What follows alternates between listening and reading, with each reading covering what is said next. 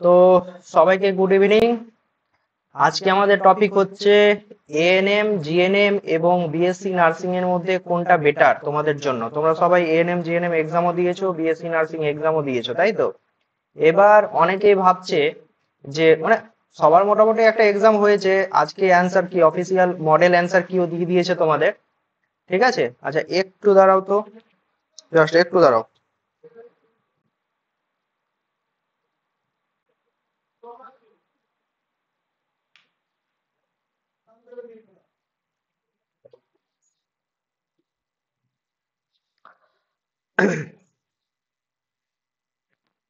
তো আজকে তোমাদের মডেল অ্যান্সার কিটাও দিয়ে দিয়েছে, ঠিক আছে।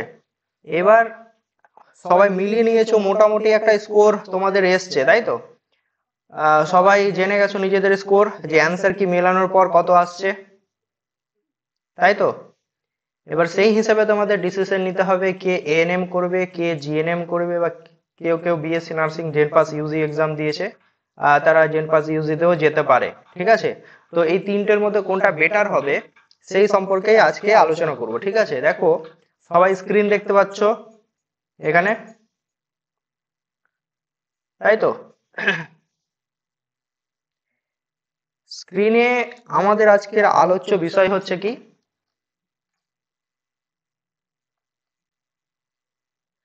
প্রথম হচ্ছে কোর্স ডিউরেশন, ঠিক আছে। ফার্স্টে আমরা আলোচনা করব কোর্স সম্পর্কে, এএনএম, জিএনএম এবং বিএসসি নার্সিং কোর্স। সবাই ক্লিয়ার দেখতে পাচ্ছ তো? তো সেই কোর্স সম্পর্কে আলোচনা করব, তারপরে কোর্সের ফিস কিরকম, কোর্স পড়াকালীন স্কলারশিপ কিরকম পাবে সেই সম্পর্কে একটু আলোচনা করব। তারপরে হচ্ছে যে তোমাদের কোর্স কমপ্লিট হয়ে যাওয়ার পর তোমাদের ক্যারিয়ার কি কি হবে, মানে ক্যারিয়ার অপরচুনিটি কি কি আছে, কোন কোন এক্সামে তোমরা বসতে পারবে বা কিভাবে চাকরি পাবে, তো সেই সম্পর্কে আমরা আলোচনা করব আজকে, ঠিক আছে। আমি 2-1 মিনিট হোল্ড করে যাই, অনেকে জয়েন করতে পারছে না।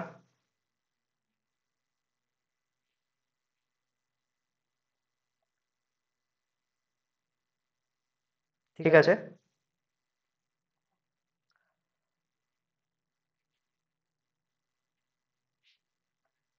তো দেখো, তারপরে ক্যারিয়ার অপরচুনিটি বললাম, তারপরে হচ্ছে জব রিক্রুটমেন্ট প্রসেস কি কি আছে তোমাদের। তোমরা যখন চাকরি পাবে তো তার স্যালারি কিরকম হবে, সেই চাকরিটার ফিউচার কি হবে, আর কিরকম প্রমোশন আছে সেই সম্পর্কেও কিন্তু আজকে আলোচনা করব, ঠিক আছে। কে জয়েন করতে চাইছে?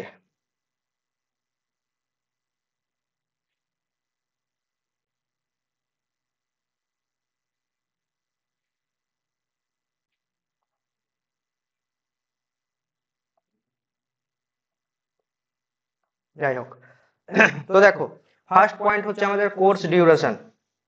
এএনএম, তোমরা সবাই জানো এএনএম হচ্ছে 2 বছরের কোর্স, ঠিক আছে। এএনএম হচ্ছে 2 বছরের কোর্স, জিএনএম হচ্ছে 3 বছরের কোর্স এবং বিএসসি নার্সিং হচ্ছে 4 বছরের কোর্স।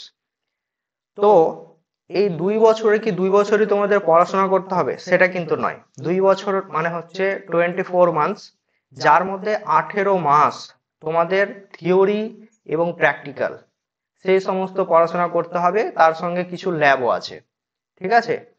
18 মাসের পরে 6 মাস হবে তোমাদের ইন্টার্নশিপ অর্থাৎ ডিউটি, ঠিক আছে। যে তোমরা কি কি শিখলে তার সম্পূর্ণ প্র্যাকটিক্যাল তোমাদের 6 মাস পর্যন্ত চলবে, যেটাকে ইন্টার্নশিপ বলা হয়। আর এএনএম কে কি বলা হয়, 10th লেভেল এক্সাম অর্থাৎ ডিপ্লোমা লেভেল এক্সাম বলা হয়, ঠিক আছে। এবার এএনএম পড়ার পরে তুমি যে চাকরি পাবে, কি পোস্টে চাকরি পাবে সেটাকে বলা হয় হেলথ অ্যাসিস্ট্যান্ট, অর্থাৎ তুমি জিএনএম বা বিএসসি নার্সিং এর অ্যাসিস্ট্যান্ট হবে, ঠিক আছে, হেলথ অ্যাসিস্ট্যান্ট বলা হয়। এবং জিএনএম এ দেখো, জিএনএম এ 3 বছর অর্থাৎ 36 মান্থসের কোর্স হয়, যার মধ্যে 30 মাস তোমাদের পড়াশোনা এবং প্র্যাকটিক্যাল হবে এবং 6 মাসের ইন্টার্নশিপ প্রত্যেকটাতেই আছে, ঠিক আছে। বিএসসি নার্সিং এও 6 মাসের ইন্টার্নশিপ হবে। 42 মাসের এখানে বিএসসি নার্সিং এর কোর্স, ঠিক আছে, মানে থিওরি প্র্যাকটিক্যাল মিলে, এবং পরে 6 মাসের ইন্টার্নশিপ হবে। জিএনএম কে বলা হয় 10+2 অর্থাৎ এইচএস লেভেল। বিএসসি নার্সিং হচ্ছে গ্র্যাজুয়েশন লেভেল, ঠিক আছে। অর্থাৎ কেউ কি করছে যে এইচএস পড়ার পরেও জিএনএম করছে, কিন্তু তার মানে তার ডিগ্রি বেশি হয়ে গেল সেরকম কিন্তু নয়, তাকে এইচএস লেভেলই ধরা হয়, ঠিক আছে, জিএনএমটাকে। কেউ যদি এইচএস এর পরে বিএসসি নার্সিং করে তাহলে বলা হবে সে গ্র্যাজুয়েশন করছে, বুঝতে পারলে। এবার দেখো জিএনএম এ তুমি যখন চাকরি পাবে সেটাকে বলা হয় স্টাফ নার্স গ্রেড 2 পোস্টে। রিক্রুটমেন্ট যখন বেরোয় কিনা তখন এরকম বলে না যে জিএনএম নার্স চাই, বিএসসি নার্সিং চাই, এরকম বলে না, কিন্তু নোটিফিকেশনে লেখা থাকে স্টাফ নার্স গ্রেড 2 ভ্যাকেন্সি বেরিয়েছে। এবার সেইখানে কারা এলিজিবল, কোন কোন কোর্স এলিজিবল, কোর্সের মধ্যে পড়বে যে জিএনএম ফুল 3 ইয়ার্স কোর্স যারা করেছে সার্টিফিকেট কোর্স তারা এলিজিবল, কেউ 4 ইয়ার্স বিএসসি নার্সিং করেছে তারা এলিজিবল, ঠিক আছে। কেউ আবার জিএনএম করার পর ফার্দার আরো স্টাডি করে বিএসসি নার্সিং করেছে তারাও এলিজিবল স্টাফ নার্স গ্রেড 2 এর জন্য। ঠিক একই রকম ভাবে বিএসসি নার্সিং এর ক্ষেত্রেও স্টাফ নার্স গ্রেড 2 তুমি পোস্ট পাবে ওখানে। কিন্তু এইখানে দেখো 4 বছরের বিএসসি নার্সিং এর কোর্স আর 3 বছরের জিএনএম কোর্স করছো, কিন্তু দুজনকেই দেওয়া হচ্ছে স্টাফ নার্স গ্রেড 2 পোস্ট, তাই না, চাকরির ক্ষেত্রে। তাহলে পার্থক্য কোথায় থাকলো? পার্থক্য হচ্ছে কি, ইন ফিউচার যখন তুমি প্রমোশন পাবে কিনা, স্টাফ নার্স গ্রেড 2 থেকে প্রমোশন পেয়ে স্টাফ নার্স গ্রেড 1 এ যখন আসবে, তখন জিএনএম থেকে যখন তুমি পাবে সেটা গ্রেড 1 এ আসতে মাত্র 10 ইয়ার্স সময় লাগবে, মানে 10 বছর সময় লাগবে, তাহলে তুমি গ্রেড 1 এ যেতে পারবে, ঠিক আছে। এই যে এখানে আমি লিখে দিয়েছি দেখো, এখান থেকে গ্রেড 1 এ যেতে তোমার 10 বছর সময় লাগবে প্রমোশনে, ঠিক আছে। কিন্তু বিএসসি নার্সিং এর ক্ষেত্রে তুমি গ্রেড 2 থেকে গ্রেড 1 এ প্রমোশন যখন পাবে তখন মাত্র 5 বছরেই পেয়ে যাবে। এইখানেই পার্থক্যটা, আর অন্য কোনো জায়গায় পার্থক্য নেই, ঠিক আছে। এবার দেখো তুমি যখন কোর্সে অ্যাডমিশন নিচ্ছ তোমার কিরকম ফিজ লাগবে। ফার্স্টে তো অ্যাডমিশন ফিজ আছে, সেটা প্রত্যেক জায়গায় মানে যেমন জিএনএম এর ক্ষেত্রে এএনএম এর ক্ষেত্রে কিছুটা কলেজ ভিত্তিক ভ্যারি করে। কেউ যদি ফুল গভর্নমেন্ট কলেজে চান্স পায় সেক্ষেত্রে তার ফিজ দেখা গেল অ্যাডমিশন ফিজ হচ্ছে 1600 টাকা 1800 টাকা এরকম টাইপের ফিজ হয়, ঠিক আছে, অ্যাডমিশন ফিজ। এবার কোনো কোনো ক্ষেত্রে দেখবে যে জিএনএম এ তুমি অ্যাডমিশন হচ্ছ 2900 টাকা 2800 টাকা ফুল গভর্নমেন্ট কলেজের ক্ষেত্রে, এরকম ফিজ লাগবে প্রথমে। তারপরে টিউশন ফিজ আছে, যে মাসে 12 টাকা করে টিউশন ফিজ দিচ্ছে। তারপরে এক্সাম ফিজ মাঝে মধ্যে কিছু টাকা নেবে, 100 টাকা 200 টাকা করে। লাইব্রেরি ফিজ 500 টাকা নেবে, এরকম করে তোমার ফিজ গুলো থাকবে স্ট্রাকচার, ঠিক আছে। আর তোমার এখানে বিএসসি নার্সিং এর ক্ষেত্রে দেখো সেম জিএনএম এর মতোই আছে, সেক্ষেত্রে অ্যাডমিশন ফিসটা একটু বেশি, এখানে 3500 টাকার মধ্যে অ্যাডমিশন ফিস লাগবে যখন তুমি ফুল গভর্নমেন্ট কলেজ পাবে। এবার কোন কোন কলেজ হয় কি যে গভর্নমেন্ট স্পন্সর কলেজ, মানে সেন্ট্রাল গভর্নমেন্ট স্পন্সর হোক বা স্টেট গভর্নমেন্ট স্পন্সর কলেজ বা স্কুল থাকে, সেক্ষেত্রে ফিসটা একটু বেশি থাকে। জিএনএম এর ক্ষেত্রে দেখবে যে 4500 টাকা তোমার লাগছে প্রথমে অ্যাডমিশন হতে, তারপর টিউশন ফিসও তার বেশি, লাইব্রেরির ফিস বেশি, এগুলো সব একটু একটু করে বেশি থাকবে, খরচটা সেক্ষেত্রে বেশি হয়ে যাবে, ঠিক আছে। আর এবার দেখো খাওয়া দাওয়ার সবার সেম, কারণ প্রত্যেককেই হোস্টেলেই থাকতে হবে। এএনএম জিএনএম বিএসসি নার্সিং যাই করো না কেন সবাইকে কিন্তু হোস্টেলেই থাকতে হবে, ঠিক আছে। এরকম একটা রুলস আছে, কারণ হচ্ছে কি সেক্ষেত্রে যে ডিউটি বা তোমার ক্লাসের টাইমিংস গুলো কোনো রকম মানে করবে না আর কি, যাতে সঠিক সময়ে তোমরা যেতে পারো সেই হিসেবে সবাইকে হোস্টেলই অ্যালট করা হয়। আর যদি কেউ বলে যে না আমি ভাড়া থাকবো, তো সেক্ষেত্রে সে থাকতে পারে পারমিশন নিয়ে, কিন্তু কাছাকাছি থাকতে হবে, ঠিক আছে। তো ক্যান্টিন ফিস সবার 3000 3500 এরকম করে তোমার ফিস লাগবে। আর এখানে দেখো প্রাইভেট কলেজের ক্ষেত্রেও আমি একটা ফিস দিয়ে রেখেছি, কেউ যদি প্রাইভেট কলেজ থেকে এএনএম করতে চায় তো প্রায় 2 থেকে 2.5 লাখ টাকা খরচ হবে। সেটা কলেজের উপর ডিপেন্ড করবে, যদি ভালো প্রাইভেট কলেজ হয় তাহলে একটু বেশি ফিস লাগবে, আর যদি একটু নর্মাল হয় তাহলে 1.5 লাখেও করে দেয় অনেক সময়, ঠিক আছে। এবার জিএনএম 3 ইয়ার্স এর যে কোর্স যদি কেউ করতে চায় প্রাইভেট কলেজ থেকে বা এনটিএস থেকে আর কি, তাহলে 4 থেকে 6 লাখের মতো খরচ হয়, ভালো বলছি। আরো যদি ভালো হয় তাহলে 7-8 লাখও অনেকে ডিমান্ড করে, যেমন আর এন টগর থেকে যদি তুমি করতে চাও দেখবে 7 লাখ 8 লাখ চাইবে, ঠিক আছে, কলকাতার। আর দেখো বিএসসি নার্সিং এর ক্ষেত্রেও সেম, ফিস একটু আরো বেশি, প্রাইভেট কলেজ থেকে যদি কেউ করতে চায় 6 থেকে 8 লাখ, এই হচ্ছে তোমার কোর্সের ফিস। সবার ক্লিয়ার হয়ে গেল ব্যাপারটা, যে তোমরা কি পড়তে চলেছো, এএনএম জিএনএম এবং বিএসসি নার্সিং, কত বছরের কোর্স, তুমি কোন পোস্টে চাকরি পাবে, সেটাও বলে দিলাম। এএনএম করলে হেলথ অ্যাসিস্ট্যান্টে পাবে, জিএনএম করলে স্টাফ নার্স গ্রেড 2 তে পাবে, বিএসসি নার্সিং করলেও স্টাফ নার্স গ্রেড 2 তে পাবে, কিন্তু প্রমোশন ফার্স্ট হবে বিএসসি নার্সিং এর ক্ষেত্রে। ঠিক আছে, প্রত্যেকেরই অ্যাডমিশন ফিস কত টাকা করে দিতে হবে, ওটা কলেজের যখন তুমি অ্যাডমিশন নিতে যাবে সেখানে দেখবে চেকে লেখাই থাকে, সেই হিসাবে আমি একটা অ্যাপ্রক্স আইডিয়া দিয়ে দিলাম। আর টিউশন ফিস, এক্সাম ফিস, লাইব্রেরি ফিস এগুলো আলাদা করে দেওয়া থাকবে। আর হচ্ছে কি যে তোমার হোস্টেলের যে ক্যান্টিন ফিস সেটাও তোমাদের আলাদা করে নিয়ে নেওয়া হবে। এবার চলে আসছি পড়াকালীন স্কলারশিপ কি পেতে পারো তোমরা। দেখো, কেউ যদি এএনএম এ অ্যাডমিশন হয়, ঠিক আছে, কেউ এএনএম এ অ্যাডমিশন হলো, পড়ছে 2 বছর ধরে, তাহলে সে কিরকম স্কলারশিপ পাবে। দেখো, এএনএম এ পড়াকালীন কোনো রকম স্কলারশিপ কেউ পাবে না, নো স্কলারশিপ। ঠিক আছে, এএনএম এ ভর্তি হলো, কোনো রকম স্কলারশিপ পাবে না, শুধুমাত্র এএনএম এর ক্ষেত্রে একটা স্টাইপেন্ড দেওয়া হয়, মানে ভাতা টাইপের আর কি, যে যখন 6 মাসের ইন্টার্নশিপ না হবে বা করানো হবে সেক্ষেত্রে 500 টাকা করে মাসে তোমাদের স্টাইপেন্ড দেওয়া হবে। ঠিক আছে, মানে 1.5 বছর পরে যখন ইন্টার্নশিপ তোমরা করবে, তো সেক্ষেত্রে 500 টাকা প্রতি মাসে তোমাদের স্টাইপেন্ড দেওয়া হবে। ঠিক আছে, কিন্তু কেউ যদি জিএনএম কোর্সে অ্যাডমিশন হয়, ঠিক আছে, কেউ ধরো জিএনএম কোর্সে অ্যাডমিশন হলো, সেক্ষেত্রে সে কিরকম স্কলারশিপ পাবে। তো বিভিন্ন রকম যে গভর্নমেন্ট তারপর প্রাইভেট যে স্কলারশিপ গুলো আছে সেগুলো পেতে পারো। গভর্নমেন্টের ক্ষেত্রে কি বললাম, স্বামী বিবেকানন্দ স্কলারশিপ পেতে পারো। কেউ যদি এসসি থাকে তাহলে সেই এসসি স্কলারশিপও পেতে পারবে, ওবিসি থাকলে ওবিসিও পাবে, ওএসিস, সেগুলো সবকিছুই পারবে। আমি এখানে একটা এক্সাম্পল নিয়েছি স্বামী বিবেকানন্দ স্কলারশিপের। তো দেখো, জিএনএম যেহেতু এইচএস লেভেল বলছি, আর তোমরা সবাই জানো এইচএস এ কত টাকা করে স্কলারশিপ দেওয়া হয় স্বামী বিবেকানন্দতে, সেটা হচ্ছে 18,000 টাকা প্রতি বছর কিন্তু স্কলারশিপ দেওয়া হয়। এবার অবশ্যই এক্ষেত্রে মার্কস ভ্যারি করবে, সবাই যে স্কলারশিপ পাবে সেটা কিন্তু নয়। এখন স্বামী বিবেকানন্দের স্কলারশিপের ক্রাইটেরিয়া কি দিয়ে দিয়েছে, 60% অ্যাবাভ কিন্তু সবাইকে মার্কস থাকতে হবে, তাহলে কিন্তু সে এই স্কলারশিপের ক্ষেত্রে এলিজিবল হবে।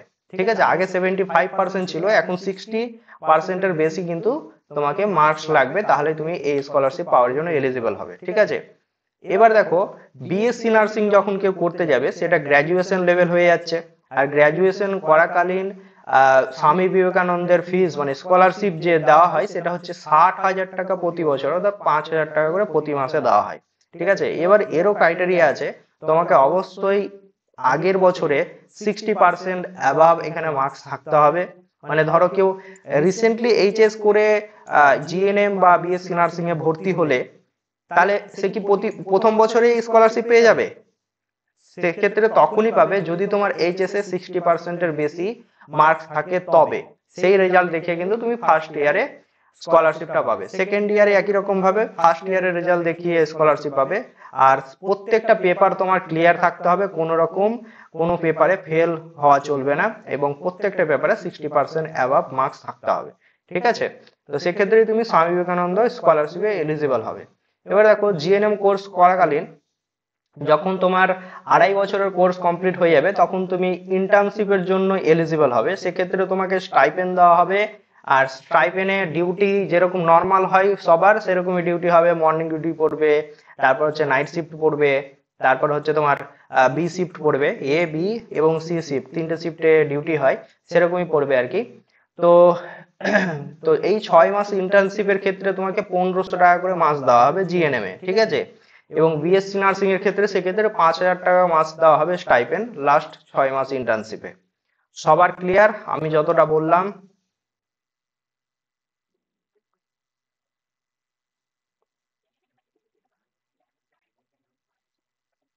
না, এএনএম এর ক্ষেত্রে কোন রকম স্কলারশিপ পাবে না তুমি, জিএনএম এবং বিএসসি নার্সিং এর ক্ষেত্রেই পাবে। হ্যাঁ, ওটা কোনটা বলছো আরেকবার বলো। 1.5 বছর পর তো এএনএম,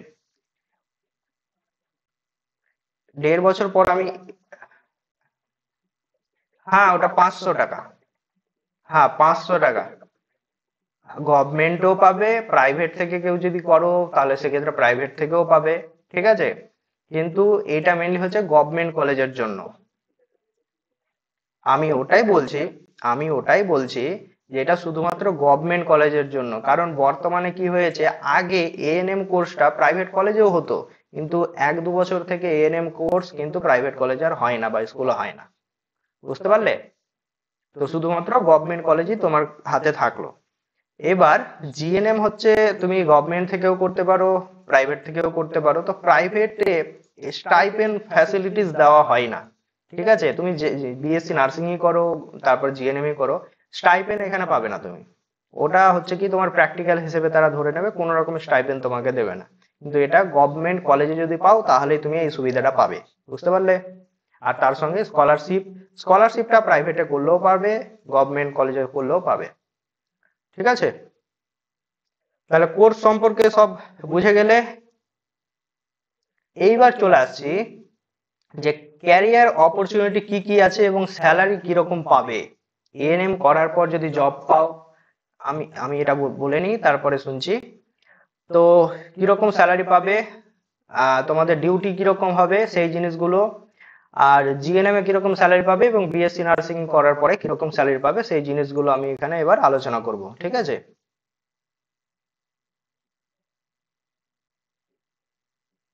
দেখো, ফার্স্ট হচ্ছে এএনএম। এএনএম বললাম একটু আগে 2 বছরের কোর্স, যেখানে 1.5 বছরে তোমার কোর্স পড়ানো হবে এবং 6 মাসের ইন্টার্নশিপ থাকবে। পোস্ট যেটা পাবে চাকরি, সেটাকে বলা হয় হেলথ অ্যাসিস্ট্যান্ট। ঠিক আছে? হেলথ অ্যাসিস্ট্যান্ট পোস্ট পাবে, অর্থাৎ নার্সের অ্যাসিস্ট্যান্ট তোমাকে হতে হবে। ঠিক আছে? আর জিএনএম এর ক্ষেত্রে কি বললাম, 3 বছরের কোর্স, পোস্ট হচ্ছে স্টাফ নার্স গ্রেড 2 তে হচ্ছে। আর বিএসসি নার্সিং এর ক্ষেত্রে স্টাফ নার্স গ্রেড 2, 4 বছরের কোর্স থাকছে। এখানে 4 বছর যেহেতু তুমি বিএসসি নার্সিং করছো, প্রমোশন ফার্স্ট হবে 5 বছরের পরেই গ্রেড 1 হয়ে যাবে। এক্ষেত্রে 10 বছর পরে প্রমোশনে গ্রেড 1 হবে। তারপর আরো আফটার প্রমোশন আছে, কেউ নার্স ইনচার্জ হবে, ঠিক আছে, কেউ নার্স হেড হবে, এরকম পরপর প্রমোশন আছে। এবার দেখো, এএনএম এ যখন তুমি চাকরি পাবে, সেই চাকরিটা কিন্তু হেলথ সেন্টারে হয়, গভর্নমেন্ট হেলথ সেন্টারে হয়। ঠিক আছে? তুমি পড়াশোনা করলে 2 বছর, 2 বছর পরেই যখনই ভ্যাকেন্সি বেরোবে যে গভর্নমেন্টের হেলথ সেন্টার থেকে বা গভর্নমেন্ট হসপিটাল থেকে যে এএনএম রিক্রুটমেন্ট করা হবে, ঠিক আছে, তো সেক্ষেত্রে তুমি হেলথ অ্যাসিস্ট্যান্ট পোস্টে গভর্নমেন্ট হেলথ সেন্টারে জব পাবে। ঠিক আছে? সেরকম জিএনএম এরও স্টাফ নার্স গ্রেড 2 এর ভ্যাকেন্সি বেরোলো, সেক্ষেত্রে জিএনএম বিএসসি নার্সিং দুটোই এলিজিবল, দুজনেই এলিজিবল। ফর্ম ফিল আপ করলো, সেখানে তুমি পোস্টিং কোথায় পাবে, গভর্নমেন্ট হসপিটালে রিক্রুট করে জিএনএম নার্স। আবার যে স্বাস্থ্য কেন্দ্রগুলো হয় গ্রামে, গভর্নমেন্ট হেলথ সেন্টার, সেই জায়গাগুলোতেও কিন্তু জিএনএম নার্স বিএসসি নার্স নেয়। ঠিক আছে? কিন্তু সেটার পরিমাণ খুব কম, সংখ্যা খুব কম। বিশেষ করে যে গভর্নমেন্ট সরকারি হাসপাতালগুলো আছে, সেক্ষেত্রে সেই জায়গাগুলোতে জিএনএম এবং বিএসসি নার্সিং বেশি নাই, হেলথ সেন্টারে খুব কম নাই। বা অনেক সময় কি করে, যে ট্রান্সফার করে দিল, তুমি গভর্নমেন্ট হসপিটালে পোস্টিং ছিলে, হয়তো কোনো কারণে স্যার তোমার উপর মানে রেগে গেছে বা মনোমালিন্য হয়েছে, যার জন্য তোমাকে ট্রান্সফার করে দিতে পারে হসপিটাল সুপার, যে না, একে অন্য জায়গায় আমরা ট্রান্সফার করে দিচ্ছি, একটা হেলথ সেন্টারে পাঠিয়ে দিলাম। তো সেরকমও হতে পারে। ঠিক আছে? তো এই জিনিসগুলো আছে এখানে। এএনএম এ কোনো রকম নাইট ডিউটি নেই, জিএনএম এ কিন্তু নাইট ডিউটি থাকে। আর নাইট ডিউটি কিরকম, যেহেতু শিফটে সবার ডিউটি হয়, সপ্তাহে একটা অফ ডে পাবে, 6 দিন করে সবার ডিউটি, পরপর দুদিন দুদিন করে শিফট থাকতে পারে, বা যেরকম রোস্টার পরে সেরকম করে ডিউটি থাকে। তো শিফটে কি হয়, যে তুমি 8টা মর্নিং পাবে, 8টা বি শিফট পাবে এবং 8টা নাইট শিফট পাবে। তো ধরেই নেওয়া হয় যে 7টা থেকে 8টা তোমাকে নাইট শিফট করতে হবে। ঠিক আছে? আর বিএসসি নার্সিং ও সেম, একই রোস্টারেই চলতে থাকে। এবার বিভিন্ন জায়গায় বিভিন্ন রকম রোস্টার চলে, যেরকম এক্সাম্পল বলে দিচ্ছি আমি। ধরো কেউ রোস্টার সিবিএ এরকম চালায়, মানে প্রথম 2 দিন হয়ে গেল নাইট, তারপরে 2 দিন হয়ে গেল বিসি, পরের 2 দিন হয়ে গেল মর্নিং, এরকম চলতে থাকে। ঠিক আছে? তাহলে কোথায় জব হবে বুঝে গেলে, যে গভর্নমেন্ট হসপিটাল এবং গভর্নমেন্ট হেলথ সেন্টারেই জব হয়, জিএনএম বলো বা বিএসসি নার্সিং বলো। আর এএনএম এর জব হয় গভর্নমেন্ট হেলথ সেন্টারে। এইবার দেখো, যদি কোনো কারণে গভর্নমেন্ট কি করলো, যে এএনএম রিক্রুটমেন্ট বন্ধ করে দিল বা জিএনএম রিক্রুটমেন্ট বন্ধ করে দিল, বিএসসি নার্সিং রিক্রুটমেন্ট বন্ধ করে দিল, বন্ধ তো নয়, ধরে নাও 3 বছর 4 বছর ভ্যাকেন্সি বেরোচ্ছে না, তাহলে এই 3-4 বছর ধরে তুমি করবেটা কি? তাই না? এটাও তো একটা প্রশ্ন যে আমি 3 বছর ধরে পড়লাম, তারপরে আবার যদি আমাকে 3-4 বছর বসে থাকতে হয় তাহলে কি হবে? তাই না?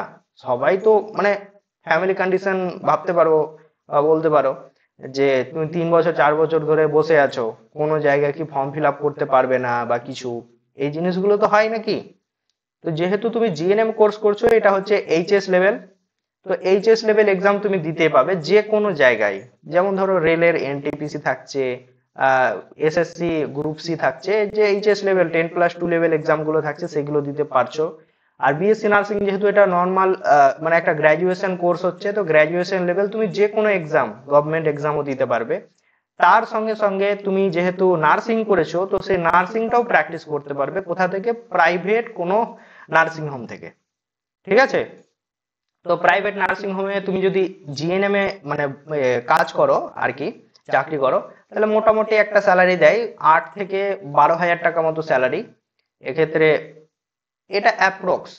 ঠিক আছে? সেটা ভ্যারি করতে পারে বিভিন্ন তুমি কোন নার্সিং হোমে জব পেয়েছো তার উপর। অনেক সময় কি হয় যে জব রিক্রুটমেন্ট বের করে ভালো ভালো যে নার্সিং হোম গুলো আছে না, তারা দেখবে নিজেদের অফিসিয়াল সাইটে রিক্রুটমেন্ট বের করে যে আমাদের এতজন জিএনএম দরকার, এতজন বিএসসি নার্সিং দরকার, এরকম রিক্রুটমেন্ট বের করে। সেক্ষেত্রে তারা একটা রিটেন এক্সামও নেয়, ইন্টারভিউ এর মাধ্যমেও কিন্তু সিলেক্ট করে। বেশিরভাগই ইন্টারভিউ নিয়েই করে।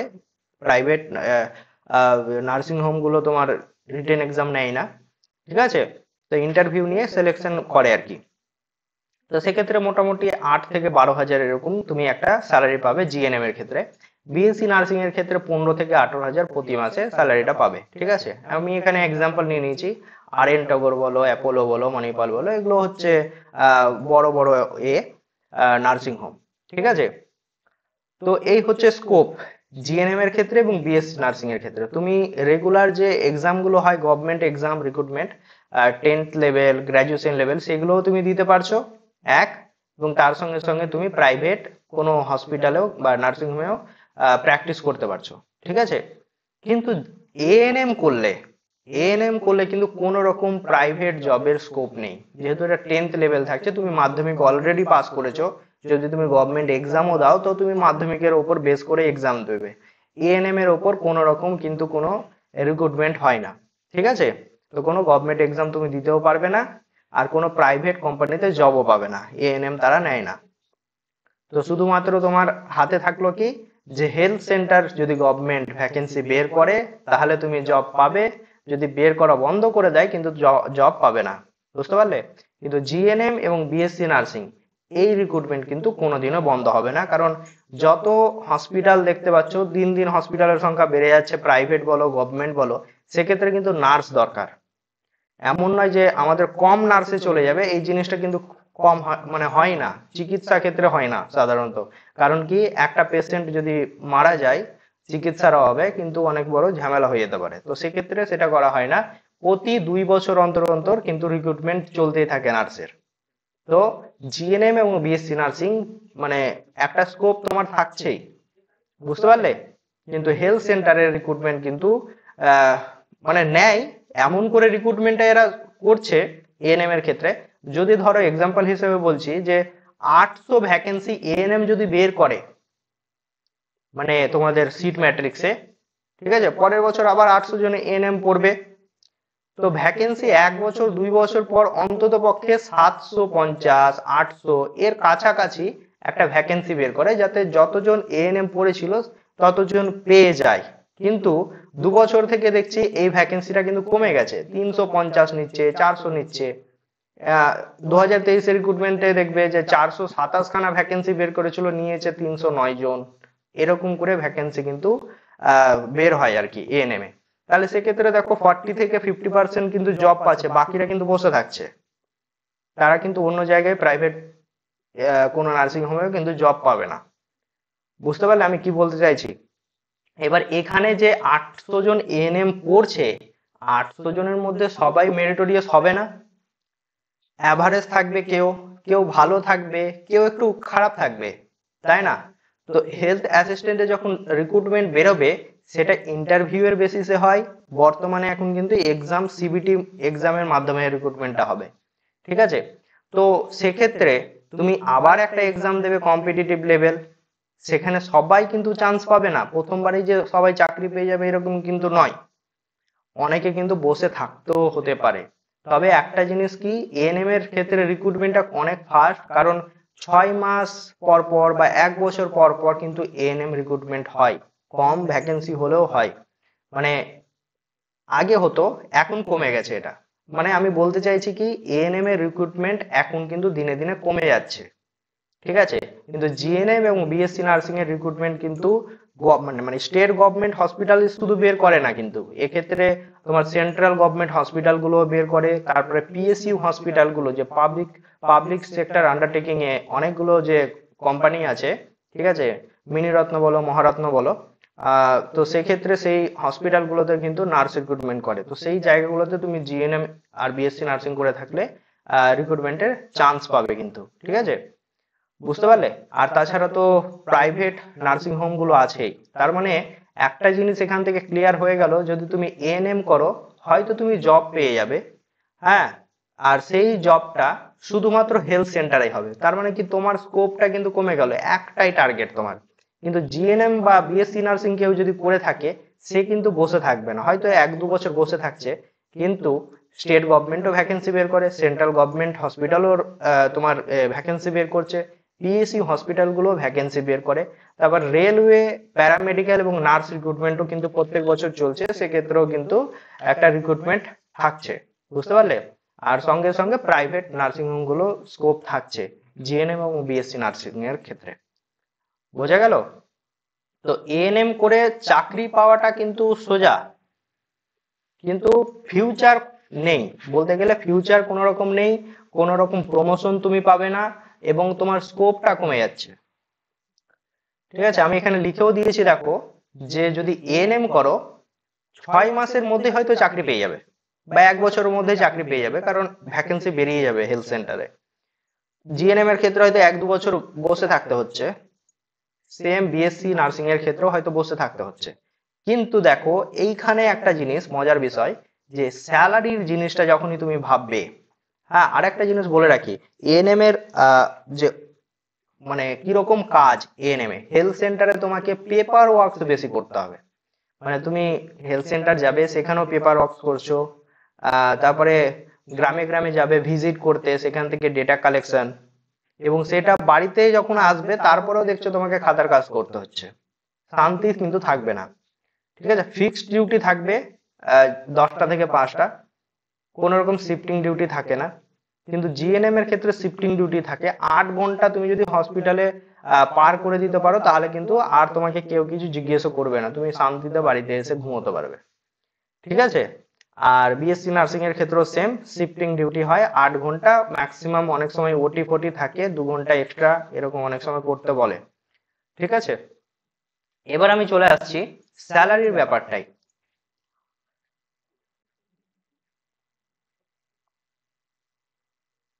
দেখো, এএনএম এ 2 বছরের কোর্স থাকছে, সেক্ষেত্রে তুমি কিরকম স্যালারি পাবে।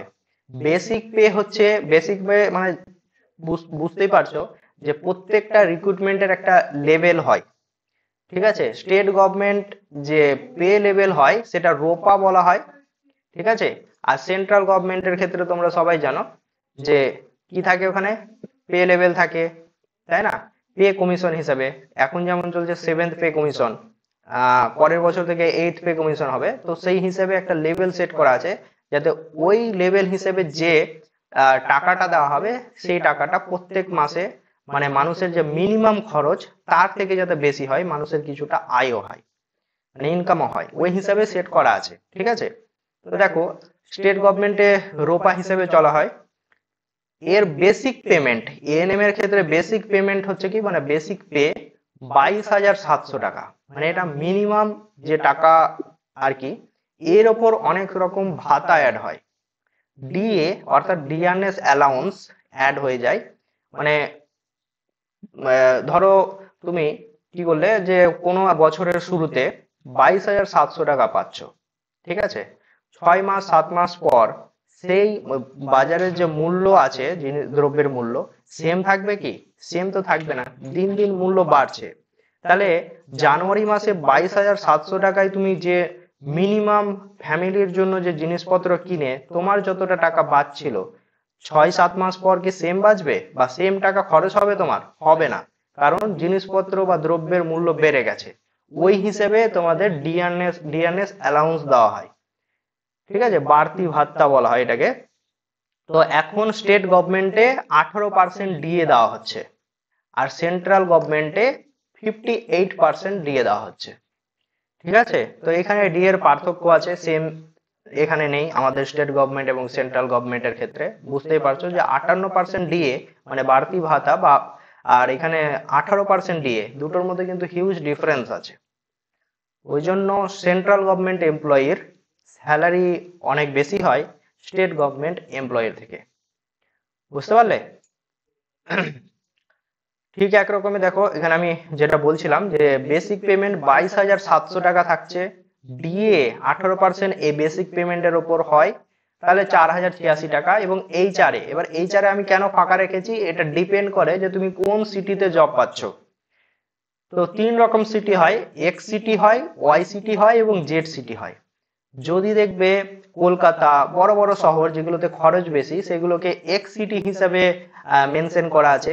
মিডিয়াম ক্যাটাগরির কিছু সিটি আছে সেগুলোকে ওয়াই সিটি বলা হয়, আর যেগুলো দেখবে যে গ্রাম্য অঞ্চল, সেই জায়গাগুলোকে জেড সিটি বলা হয়। যেমন কলকাতা মেট্রোপলিটন সিটি হচ্ছে, তো সেক্ষেত্রে কলকাতা, ব্যাঙ্গালোর, হাওড়া, তারপরে হচ্ছে তোমার আরো মুম্বাই, এই সমস্ত সিটিগুলো হচ্ছে তোমার এক্স সিটির আন্ডারে পড়ে গেল। আবার কিছু কিছু শহর আছে, যেমন আমি এখন দুর্গাপুরে থাকি, তো দুর্গাপুর হচ্ছে ওয়াই সিটি, ঠিক আছে, মানে খুব বেশিও খরচ নয়, খুব কমও খরচ নয়, মিডিয়াম খরচ থাকে এখানে সবকিছুর। তো ওয়াই সিটি এটাকে ধরা হয়। বর্ধমান ধরো, মালদা ধরো, এই সমস্ত জায়গাগুলোকে জেড সিটি ধরা হয়। তো এক্স সিটিতে কেউ যদি থাকে, তো হাউস রেন্ট অ্যালাউন্স এইচআরএ বেশি দেওয়া হয়, 30% মতো এখানে এইচআরএ দেওয়া হয়, ঠিক আছে। এবং তোমার যখন ইয়েতে চলে আসবে, মানে 30 নয় 24 এখন আসলে, তো 24% এইচআরএ পাবে এক্স সিটিতে, ওয়াই সিটিতে হচ্ছে তোমার 16% এবং জেড সিটিতে 8% এইচআরএ পাবে। সেটা বেসিক পেমেন্টের উপরেই হয়, ঠিক আছে। এই জিনিসগুলো যারা চাকরি পাচ্ছ বা পাবে, তাদের এই জিনিসগুলো একটু খেয়াল রাখতে হয় যে কোথায় পোস্টিং নিলে ভালো হয়, কোথায় স্যালারি বেশি, এই জিনিসগুলো সব আছে, ঠিক আছে। তো মোটামুটি গ্রস স্যালারি হচ্ছে 29,500 টাকা করে পাবে যদি এএনএম এ কেউ চাকরি পায় আর কি, হেলথ সেন্টারে, ঠিক আছে। এবার ডিএ কিন্তু স্টেট গভর্নমেন্ট হোক বা সেন্ট্রাল গভর্নমেন্ট হোক, কিছু কিছু করে বাড়াতেই থাকে, পার্সেন্টেজ বাড়তে থাকে, তাহলে তোমার কিছু টাকা বাড়বে। এবং গভর্নমেন্ট জবের একটা রুলস হচ্ছে যে অ্যানুয়াল 3% ইনক্রিমেন্ট তোমাকে দিতেই হবে, ঠিক আছে। গভর্নমেন্ট জবের এটা রুলস, অ্যানুয়ালি 3% তোমার বেসিক পে যেটা আছে ওটা বেড়ে যাবে। অর্থাৎ 22,700 কে 103 দিয়ে তুমি গুণ করবে, তাহলে যেটা আসবে সেটা হয়ে যাবে তোমার পরের বছর বেসিক পে। তার উপর আবার 18% দিয়ে অ্যাড হবে, এইচআরএস সব অ্যাড হবে, দিয়ে টোটাল তোমার গ্রস যেটা হচ্ছে সেটা পাবে তুমি। কিন্তু এক্ষেত্রে তোমার কোনো রকম প্রমোশন নেই। তুমি যে হেলথ অ্যাসিস্ট্যান্টের জব পেলে, তোমাকে সারা জীবন কিন্তু ওই হেলথ অ্যাসিস্ট্যান্টেরই জব করে যেতে হবে, মানে ওই নার্সের আন্ডারেই কাজ করে যেতে হবে। নার্স যা বলবে সেই হিসাবে তোমাকে কাজ করতে হবে, সেই খাতা কলমের কাজ সারা জীবন ধরে করে যেতে হবে। কোনো রকম কিন্তু তোমার ইমপ্রুভমেন্টও হবে না বা প্রমোশনও হবে না। বোঝা গেল? কিন্তু জিএনএম এর ক্ষেত্রে কি হচ্ছে, এর বেসিক পেমেন্ট এখন 32,500 টাকা, এর ওপর 18% আমি যদি ডিএ অ্যাড করি, প্রায় 5,850 হচ্ছে, এইচআরএ সবকিছু মিলিয়ে গ্রস 39,000 টাকা মতো তুমি পাবে। আবার যেটা প্রমোশন, তুমি স্টাফ নার্স গ্রেড 2 তে তুমি এখানে ঢুকলে জিএনএম এ, এরপর প্রমোশন হবে, স্টাফ নার্স গ্রেড 1 10 বছর পর হবে, আবার নার্স ইনচার্জ হবে, তারপর হেড নার্স হবে। দেখবে যে তোমার যখন বয়স বেড়ে যাচ্ছে, জব মোটামুটি 20 বছর 22 বছর করা হয়ে গেল, তুমি হেড নার্স পোস্টে গেলে। এবার হেড নার্সের পোস্টে যখন তুমি গেলে, তার লেভেলের বেসিক পে মোটামুটি ধরে নাও যে 50,000, বেসিক পেমেন্টই হচ্ছে 50,000। তো 50,000-এর উপর 18% তুমি এখানে ডিএ ধরবে, বা 20% 22% যা হবে ডিএ হবে। তো তোমার স্যালারি দেখা গেল 60 থেকে 70,000 টাকা মতো হচ্ছে প্রত্যেক মাসে জিএনএম এ, ঠিক আছে। প্রমোশন যত হবে আরো বাড়তে পারে, কারণ পে লেভেল বাড়তে পারে, তো পরের বছর আরো কিন্তু স্যালারি বাড়বে। বিএসসি নার্সিং এর ক্ষেত্রে এটা কি, তোমার বেসিক পেমেন্ট হচ্ছে 35,800 টাকা, 18% ডিএ অ্যাড হবে, এইচআরএ অ্যাড হবে, দিয়ে মোটামুটি এখন কেউ যদি মানে চাকরি পায় শুরু থেকে 44,000 45,000 টাকা করে পাবে প্রত্যেক মাসে, প্লাস অ্যানুয়াল 3% ইনক্রিমেন্টও আছে, আর তার প্রমোশন আছে।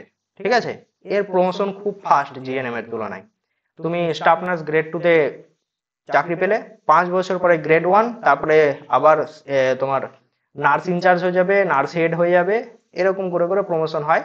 তো মোটামুটি এর স্যালারি 99,000 বা 1 লাখের পারও হয়ে যেতে পারে। ঠিক আছে, এরকম হবে।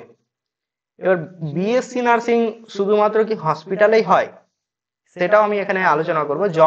জব রিক্রুটমেন্ট ইন, মানে কোথায় তোমরা চাকরি পাবে, কোন কোন সেক্টরে চাকরি পাবে এই কোর্সগুলো করার পরে, এএনএম জিএনএম বিএসসি নার্সিং করলে কোন কোন জায়গায় তুমি চাকরি পাবে, সেই জিনিসগুলো কিন্তু আমি আলোচনা করব।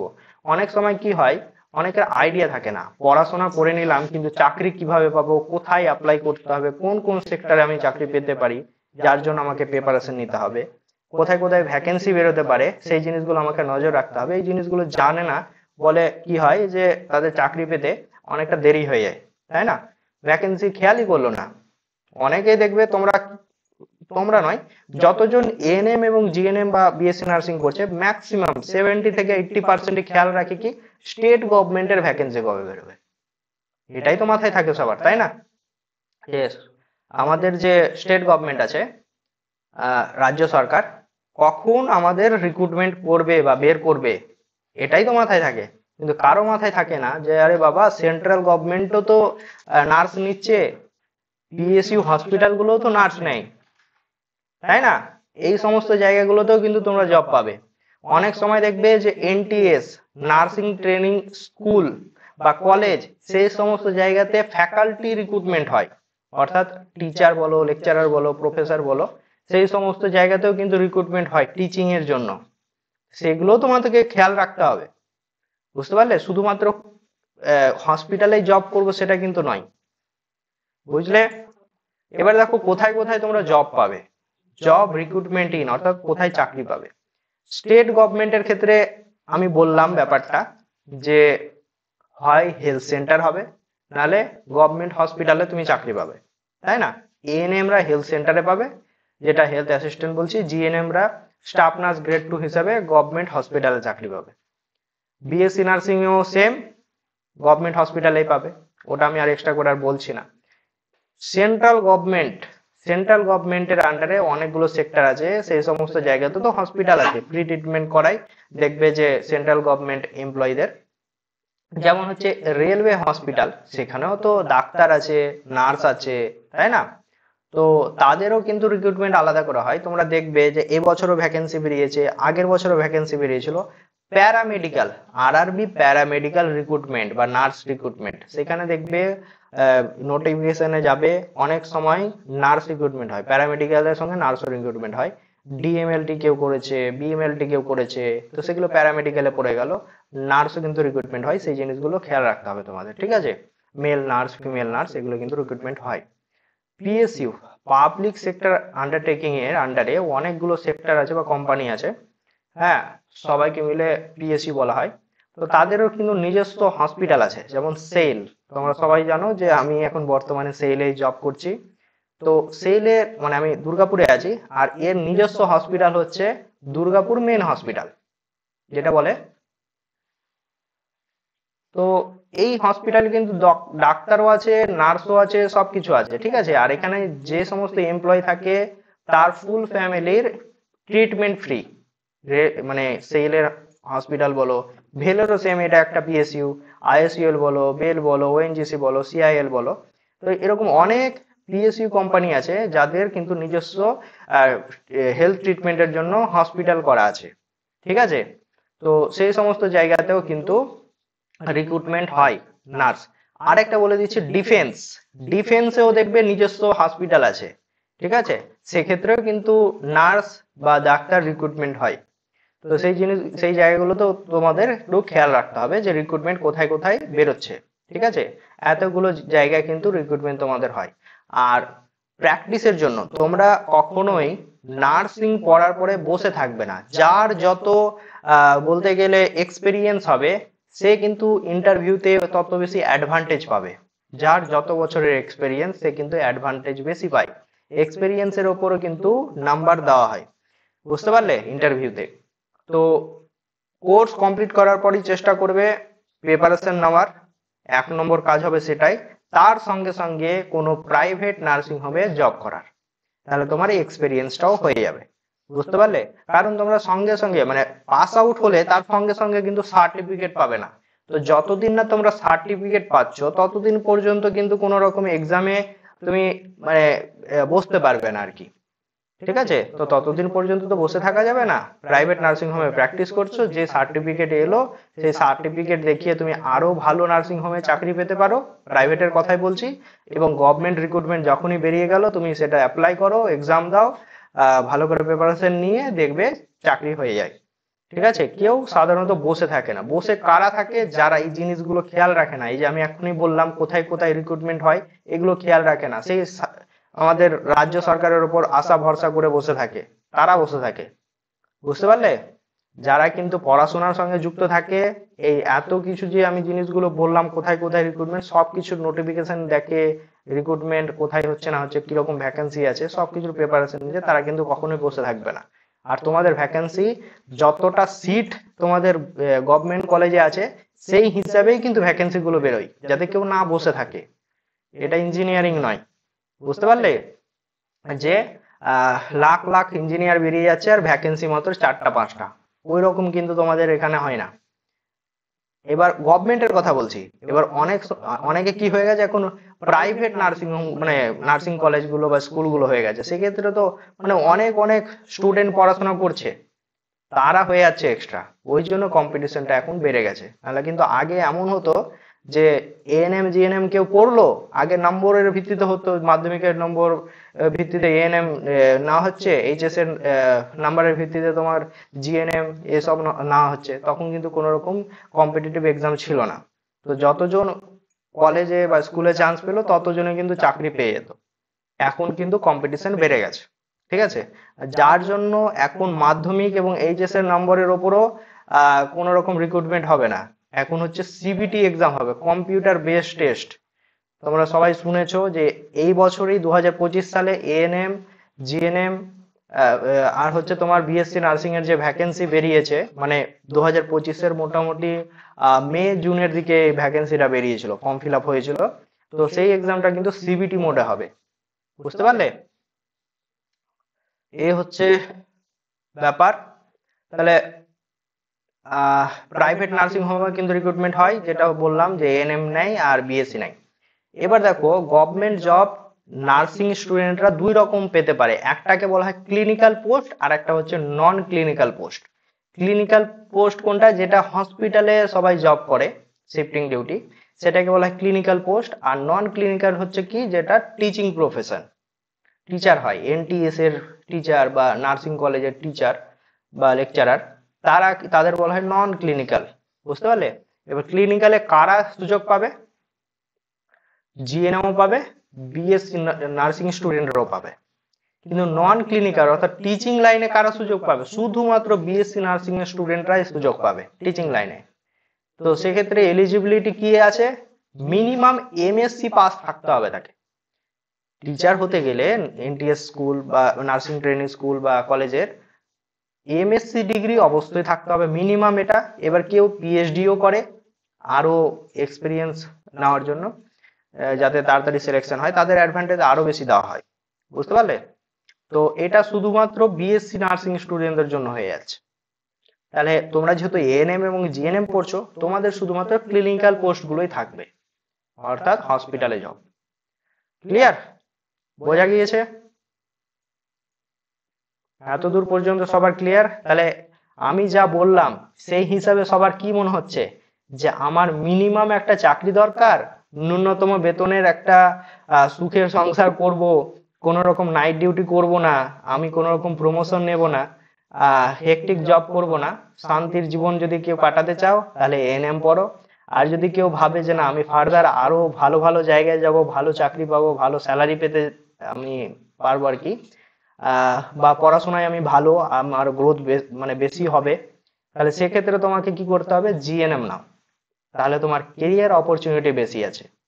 আর একটা ইম্পর্টেন্ট জিনিস জিএনএম এর ক্ষেত্রে যেটা আমি বলতে ভুলে গেলাম, জিএনএম এবং বিএসসি নার্সিং এর জন্য স্পেশাল একটা রিক্রুটমেন্ট হয়। কি বলতো, কে বলতে পারবে? কে বলতে পারবে স্পেশাল রিক্রুটমেন্ট? একদম correct, CHO, community health officer.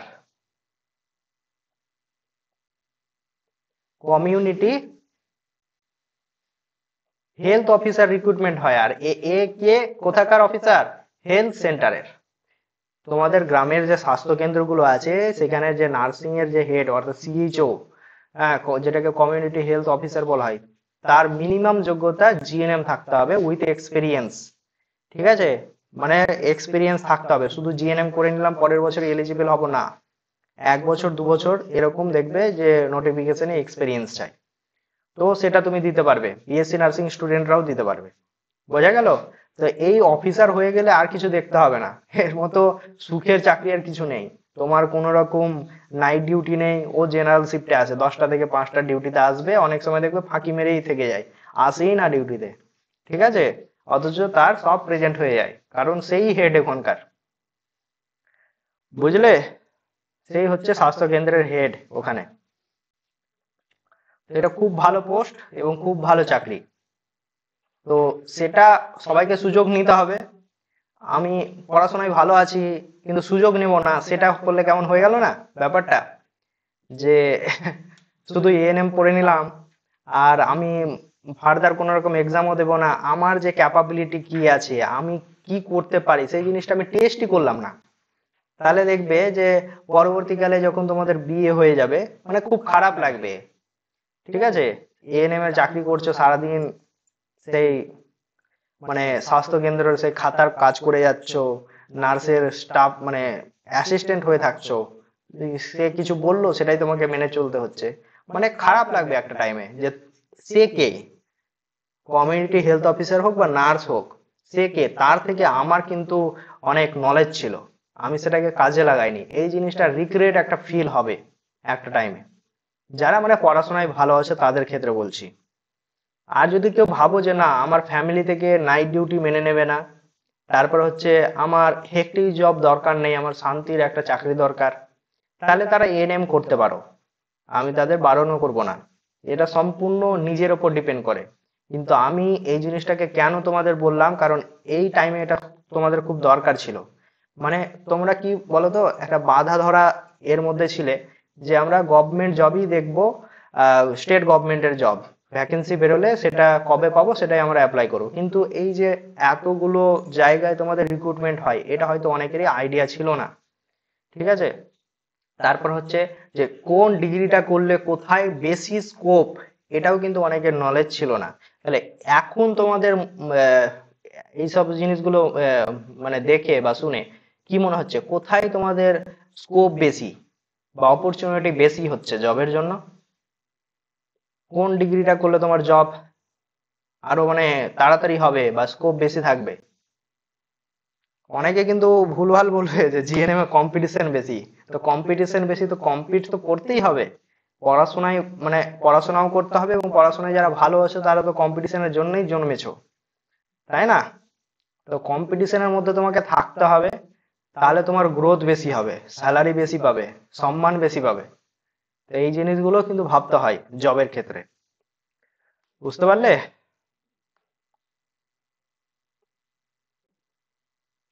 Clear সবার?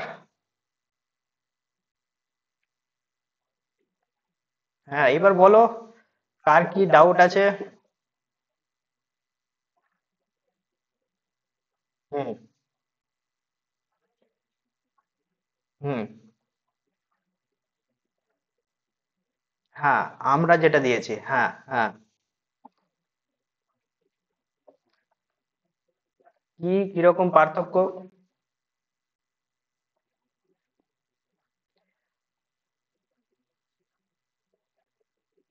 চ্যালেঞ্জ করতে হবে। না, এবার দেখবে আমাদের গ্রুপ তো সবার জন্য তো ওপেন আছে। তো আমরা যেটা অফিসে আমাদের কোচিং থেকে যেটা অ্যান্সার কি দিয়েছি তোমাদের, ওটা 99% ঠিক আছে। ঠিক আছে, এবার তোমাদের যে থেকে মানে বোর্ড থেকে যে অ্যান্সার কিটা দিয়েছে সেক্ষেত্রে অনেক সময় ভুল অ্যান্সার কিও দিয়ে দেয়, বুঝতে পারলে? তো এরর থাকতে পারে। হুম।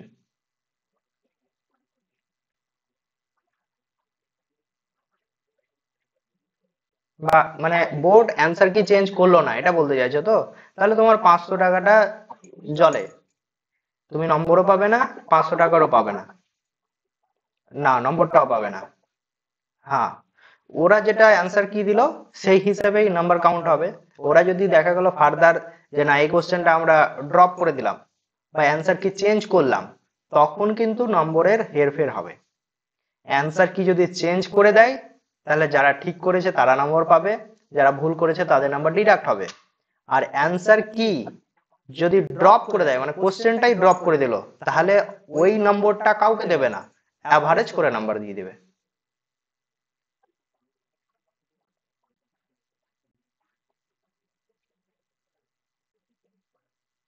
সেটা বোর্ডের উপর পুরোপুরি ডিপেন্ড হচ্ছে। যদি দেখা যায় যে কোশ্চেনটা মানে এমন দিয়েছে যে অ্যান্সার 4টা অপশনের মধ্যে যে সবাই জানে, একটা বাচ্চা ছেলেও বলে দেবে যে এটা এই অ্যান্সার মানে এই হবে, বোর্ড ভুল করে বি দিয়ে দিয়েছে, তাহলে ওই কোশ্চেনের অ্যান্সার চেঞ্জ হয়ে যাবে, কারণ ওটা খুব সিম্পল ভুল, তাই না?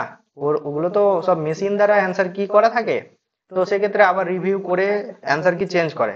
এবার দেখা গেল এমসিকিউ কোশ্চেন, তো কোশ্চেনটা তুমি পড়লে কিন্তু মোস্ট অ্যাপ্রোপ্রিয়েট অ্যান্সার এ হচ্ছিল, কিন্তু অনেক সময় দেখা গেল বিও হতে পারতো, বোর্ড দেখা গেল যে সেই অ্যান্সারটা বি দিয়ে দিয়েছে, তো বোর্ড হিসাবে সেটা নাও চেঞ্জ করতে পারে। এবার এটা সম্পূর্ণ স্টেট গভর্নমেন্টের ব্যাপার। দুই একটা কোশ্চেন অলওয়েজ সব এক্সামে রাখে যে ইচ্ছে করে ভুল অ্যান্সার দেয়, বা দুটোই ধরো মোটামুটি অ্যান্সার হতো, হুম, ইচ্ছে করে ভুল অ্যান্সারটা দিয়ে দিল, তাতে কি হবে যে তোমরা চ্যালেঞ্জ করবে, চ্যালেঞ্জ করলে তারা টাকা পাবে, আর জোর করে অ্যান্সার চেঞ্জ করবে না, জোর করে অ্যান্সার চেঞ্জই করবে না তারা, ওই হিসেবেই রিক্রুটমেন্ট চালিয়ে যাবে, মানে কাউন্সিলিং চালিয়ে যাবে। অবশ্যই যদি স্কোপ থাকে চ্যালেঞ্জ করার তো চ্যালেঞ্জ করবে অবশ্যই, কারণ নাম্বার তো বাড়াতে হবে, 1 নম্বর বেড়ে যাওয়া মানে অনেক র্যাঙ্ক এগিয়ে যাওয়া, বুঝতে পারলে? এবার তোমাদের মানে আমরা যে অ্যান্সার কি দিয়েছিলাম আর বোর্ড যে অ্যান্সার কি দিয়েছে সেটা মেলানোর পর আমাকে কি করবে, হোয়াটসঅ্যাপে গ্রুপে কোশ্চেনের নাম্বার দেবে, স্ক্রিনশট দেবে অবশ্যই, কোশ্চেনের নাম্বার দিয়ে মানে যে কোশ্চেনটা আছে স্ক্রিনশট অপশন দিয়ে পুরো কোশ্চেনটা এখানে স্ক্রিনশট দিয়ে দিলে, এবার আমরা কোন অ্যান্সারটা দিয়েছিলাম এখানে লিখবে যে কোচিং সেন্টারের অ্যান্সার এটা আর বোর্ডের অ্যান্সার এটা, এইরকম করে ধরো কোচিং সেন্টার আমরা এ বলেছি, বোর্ড দিয়ে দিয়েছে বি, এরকম করে তুমি পুরো একটা মেসেজ করবে আমাদের, ঠিক আছে? এবার আমি সেটা দেখব যে সেটা চ্যালেঞ্জ করতে হবে কি হবে না। যদি দেখি যে একদম ডাঙা ভুল তাহলে আমি অবশ্যই বলবো চ্যালেঞ্জ করো। আর যদি কোশ্চেনটাতে দেখি যে না ডাউট আছে, যে দুটোই অ্যান্সার ঠিক কিন্তু বোর্ড আবার এদিক ওদিক বলছে, তো সেক্ষেত্রে চ্যালেঞ্জ নাও করতে হতে পারে, বুঝতে পারলে? এরকম হয়, বিশেষ করে বায়োলজি কোশ্চেনের ক্ষেত্রে একটু হবে, বুঝতে পারলে? হুম, বলো।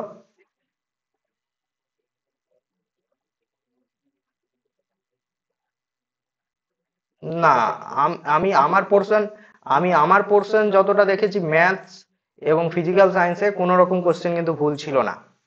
এর বায়োলজি পোর্শনটা আমি দেখিনি, সেটা প্রতিম স্যার দেখেছিলেন, আর তিনিও কিন্তু আমাকে কোনো রকম কমপ্লেন করেননি যে কোশ্চেন ভুল ছিল, তাই না?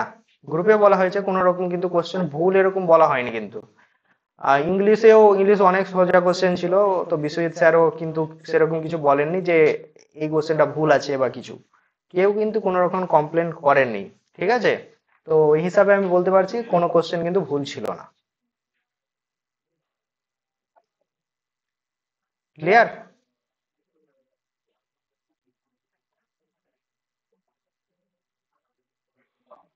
হুম।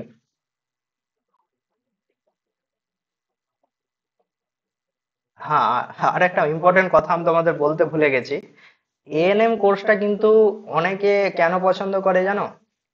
এএনএম কিন্তু বাংলা ভাষাতেও হয়, ইংলিশেও পড়া যায়, বাংলা ইংলিশ বোথ করতে পারো, কিন্তু বাকি যে জিএনএম বলো বিএসসি নার্সিং সম্পূর্ণ পড়া কিন্তু ইংলিশে হয়, ঠিক আছে?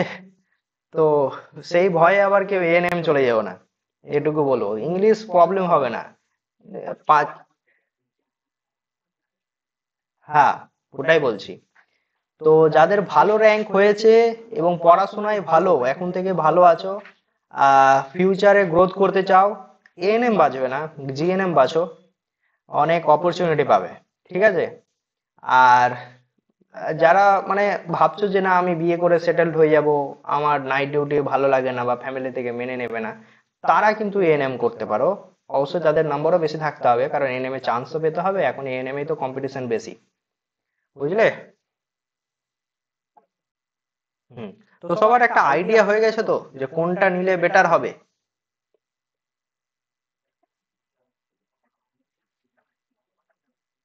হুম। বাকিরা যারা আছো,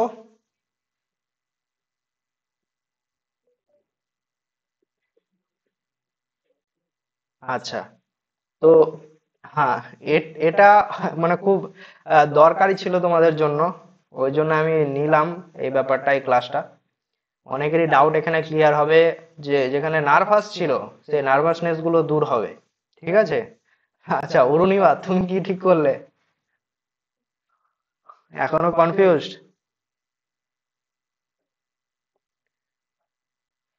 বলো।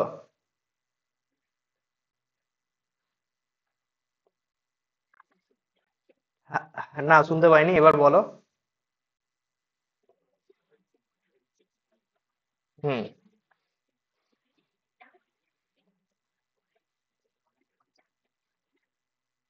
কিসের চাপ থাকবে না এএনএম করে নিলে?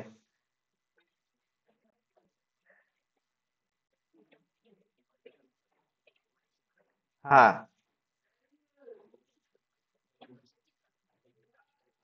হ্যাঁ, ওটা থাকে, ওই চাপটা থাকবে। মানে বিশাল হেডেক সেরকম কিছু নয়। স্মার্ট কেউ যদি থাকে, খুব তাড়াতাড়ি কাজ করতে পারবে। ঠিক আছে? আর সংসার সামলে ওই কাগজ কলমের মানে কাজ করা একটু মানে সময় সাপেক্ষ আর কি। ঠিক আছে? আর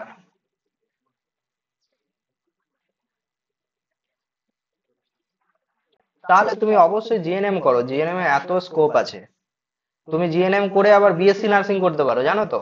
আবার তুমি 3 বছর পড়ো, পড়াশোনাও করতে পারো, চাকরি করতে করতে কিন্তু পড়াশোনাও করা যায় জিএনএম এ। বুঝলে? আবার বিএসসি নার্সিং করে সেখানে টিচিং প্রফেশনেও যেতে পারো ফার্দার, আবার এমএসসি করে নিলে টিচিং প্রফেশনেও কিন্তু যেতে পারবে। বুঝলে? হুম। এই কয়েকদিন আগেই এই এই যে তোমার এএনএম জিএনএম এর যে রিক্রুটমেন্ট হলো না, স্টেট গভর্নমেন্টের সিবিটি এক্সামটা হলো জাস্ট কয়েকদিন আগে। তো ওদেরও রেজাল্ট চলে আসবে হয়তো। তো এক্ষেত্রে কোর্স করে নিলাম, পড়া মানে কম্পিটিটিভ পড়াশোনাটাকে ছাড়তে হবে না। কম্পিটিটিভ ব্যাপার কি, যে তো মানে তোমাদের ক্ষেত্রে একটু আলাদা। তোমাদের হচ্ছে কি, যে তোমরা যা সাবজেক্ট গুলো পড়বে পরবর্তীকালে, সেই সাবজেক্টের উপরে কিন্তু কোশ্চেন হবে। কিন্তু নন টেকনিক্যাল ওই জিনিসগুলো কিন্তু তোমাদের ক্ষেত্রে আসবে না। বুঝলে? তো সেই সাবজেক্ট গুলো খুব ভালো করে পড়বে কোর্স করাকালীন, এবং মানে কনসেপ্টের সঙ্গে পড়তে হবে। আর অবশ্যই একটু এমসিকিউ ধাঁচে পড়াশোনাটাকে করে যেতে হবে, মানে নলেজটাকে ক্লিয়ার রাখতে হবে, যাতে তুমি ওখান থেকে এমসিকিউ কোশ্চেন হলে ক্লিয়ার অ্যান্সার দিতে পারো, ডাউট যাতে না থাকে। তো এইরকম ভিত্তিক তোমাদের কোর্সে পড়াশোনা করতে হবে, কারণ সিবিটি এক্সামের মাধ্যমেই ওখানে এমসিকিউ কোশ্চেনই থাকে, যার মাধ্যমে রিক্রুটমেন্ট হবে। বুঝতে পারলে? হুম। আচ্ছা, আর কারো কোনো কোশ্চেন?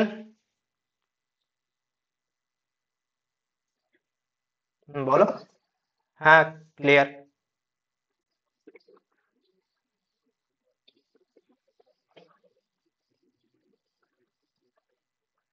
32 বছর বয়স হয়ে গেছে, বয়সটা তো অনেকটাই হয়ে গেছে আর কি।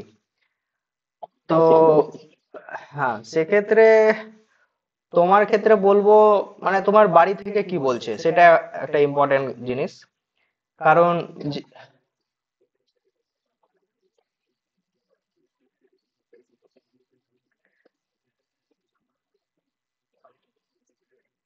কারণ রিক্রুটমেন্ট বলো তো মানে এই সমস্ত জায়গায় না, তুমি তুমি শুধুমাত্র স্টেট গভর্নমেন্টেই চান্স পাবে। সেন্ট্রাল গভর্নমেন্টের ক্ষেত্রে তোমার কিন্তু এজ একটা ইস্যু হয়ে যাবে, বুঝতে পারলে? যেমন রেল 33 ইয়ার্স পর্যন্ত রিক্রুটমেন্ট নেয়, তা পিএসইউ গুলো সেম এরকম। এজ কিন্তু ওখানে একটা ক্রাইটেরিয়া আছে, যে বেশি বয়স হয়ে গেলে কিন্তু সেখানে মানে তাদের নেয় না। তো শুধুমাত্র তোমার স্টেট গভর্নমেন্টটাই অপরচুনিটি থাকবে একটা। বোঝা গেল?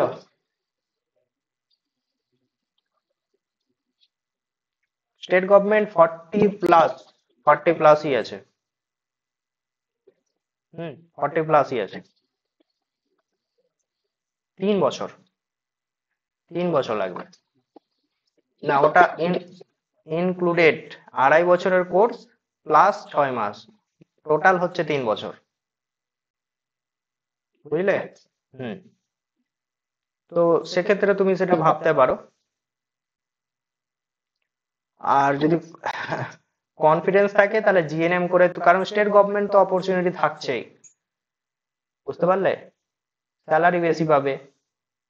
সিএইচও একটা আছে, সে ফিল আপ করতে পারবে, সেখানে এজ লিমিট অনেকটাই বেশি আছে। হুম। আর কারো কিছু প্রশ্ন? হ্যাঁ, বলো।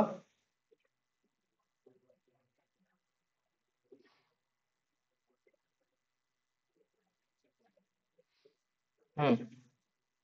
হুম। সব পাবে দিতে, সব দিতে পাবে।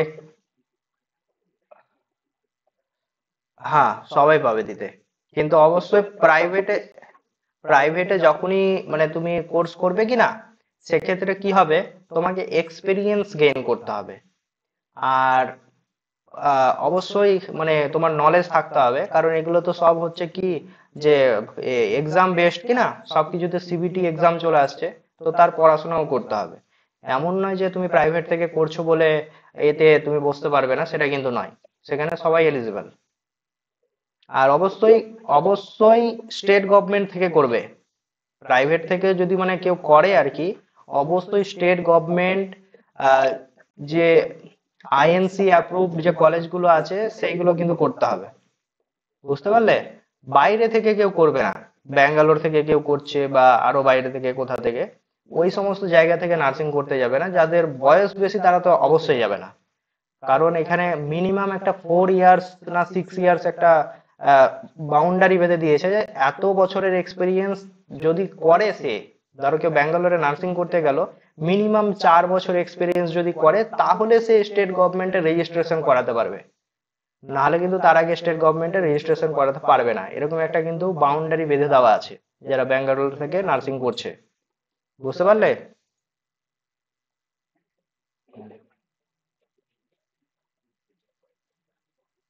হুম।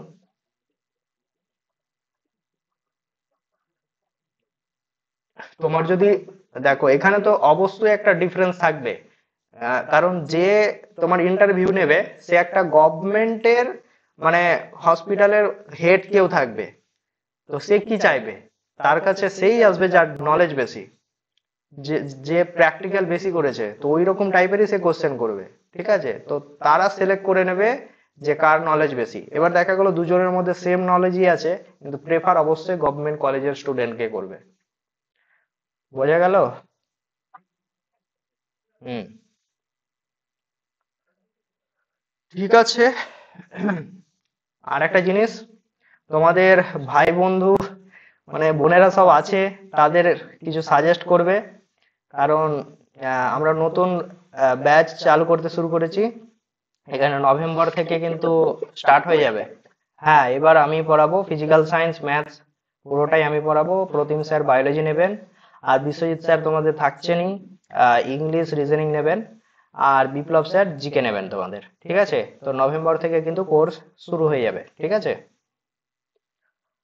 আর যাদের এক্সাম ভালো হয়নি তাদের ক্ষেত্রে বলছি, তোমরা কিন্তু ছেড়ে দিও না। মানে 1 বছর প্রিপারেশন নিলে তো হলো না, এটা কিন্তু নয় যে পরের বছর হবে না। পরের বছর কিন্তু দেখবে যে তোমরা চান্স পেয়ে যাচ্ছ। তো তোমরাও চেষ্টা করো, হাল ছেড়ে দিও না, 1 বছর আর ট্রাই করে দেখো। কারণ এর একটা এক্সাম্পল আছে, রোজিনা খাতুন বলে এখন জয়েন আছে কিনা আমি জানি না। হ্যাঁ, আগের বছর আমাদের এখানে পড়েছিল, তার মার্কস যতদূর আমার মনে পড়ছে 47.5 এরকম হয়েছিল, ঠিক আছে, আমাদের এখানে পড়েই। সে লাস্ট 3 মাসে জাস্ট পড়েছিল, মার্চে অ্যাডমিশন নিয়েছিল, আর তোমাদের ওই আগস্টে এক্সাম হলো, তো 3 মাস আমরা কোর্স কন্টিনিউ করেছিলাম। তারপরে মানে জুন অবধি ওই 3 মাস পরে কিন্তু সে 47.5 মতো নম্বর পেয়েছিল, মানে অত ভালো ছিল না ওরকম আর কি। সে বললো যে স্যার আমি আবার পড়বো। আবার পড়লো এবছর। এই বছর কিন্তু সে 76.5 নাম্বার পেয়েছে। তো তার কিন্তু জিএনএম মানে হয়ে যাবে কনফার্ম আর কি।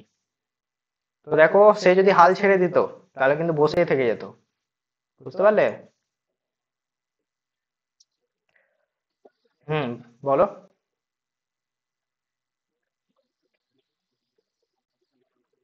একাশি কোনো কাস্ট? জেনারেল না? আচ্ছা, অ্যান্সার কি মেলানোর পরে?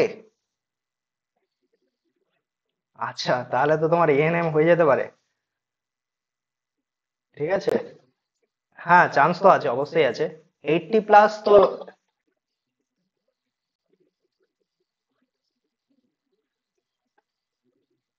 ভালো, কৃষ্ণনগর জেলা হাসপাতাল। হ্যাঁ হ্যাঁ, চান্স তো আছে। জিএনএম তো আরামে হয়ে যাবে তোমার ওখানে। আর সেখানে সেখানে আমার চেনা জানা অনেকে আছে। হ্যাঁ, সেটা দেখো, কলেজগুলো যখন তোমরা কাউন্সিলিং করাবে অবশ্যই চেষ্টা করবে বাড়ির কাছাকাছি, মানে কলেজ থেকে করানো আর কি, মানে কাউন্সিলিং যখন করাবে বাড়ির কাছাকাছি কলেজগুলো আগে দেবে। ঠিক আছে। আচ্ছা। হ্যাঁ হ্যাঁ, সেগুলো আমরা সাজিয়ে দেব। সমস্ত কলেজগুলো মানে নিজেদের প্রেফারেন্স অনুযায়ী আমরা কিন্তু সাজিয়ে দেবো, ঠিক আছে, যেটাকে আমরা কাউন্সিলিং হেল্প বলি ফার্দার এক্সামের পরে। তো আমরা ওইরকম করে সাজিয়ে দেবো যে কেউ ভালো কলেজ চাইছে তাদের জন্য আলাদাভাবে লিস্ট করে দেবে একটা, যে এইভাবে তোমরা সাজাও। কেউ বলছে যে আমি বাড়ির কাছাকাছি কোনো কলেজ নিতে চাইছি, তো তার ক্ষেত্রে একটা লিস্ট বানিয়ে দেবো যে এইভাবে তোমরা সাজাও। নিজেদের বাড়ির কাছের আগে রাখো 5-6টা কলেজ বা স্কুল, ঠিক আছে। তারপরে ভালোগুলো রাখো। তারপরে যেগুলো একটু লো কোয়ালিটি স্কুলগুলো আছে সেগুলো পরে রাখো। তো এই জিনিসগুলো আমরা কিন্তু তখন বলে দেবো তোমাদের, ঠিক আছে। আচ্ছা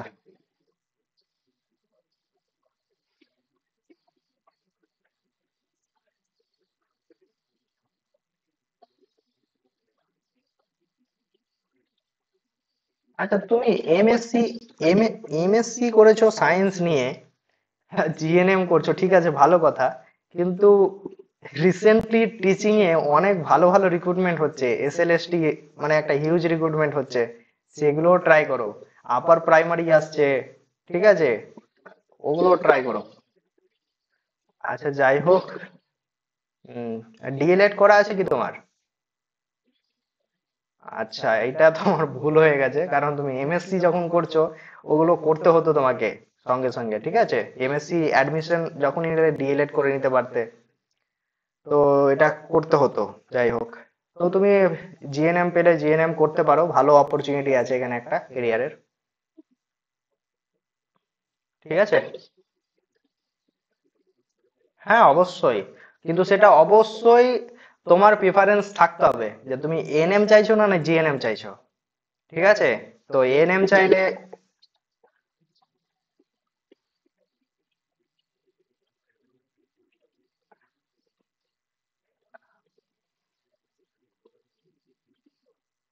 তোমার একেই বয়স বেশি হয়ে যাচ্ছে, তো জিএনএম করা বেটার হবে তখন। বুঝতে পারলে?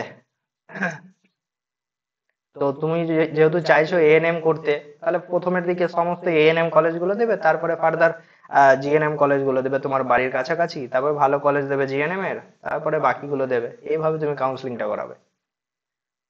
ঠিক আছে। হুম হুম। আর কারো কিছু জিজ্ঞেস করার আছে, বলো। হুম, বলো।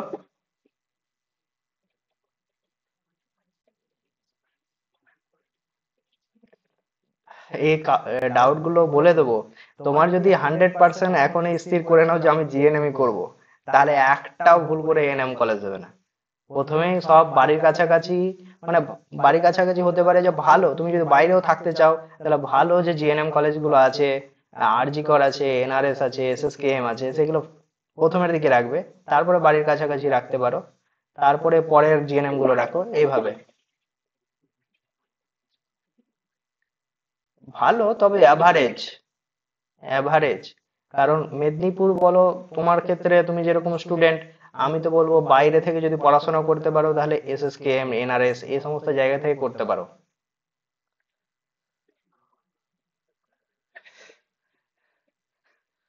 দেখো, এই জিনিসগুলো মানে ঘটনা কার সঙ্গে কখন কি হবে সেগুলো তো কেউ বলতে পারে না। এই নিয়ে যদি সব স্থির হয়ে যায় তাহলে বাইরে কেউ আর যেতে চাইবে না।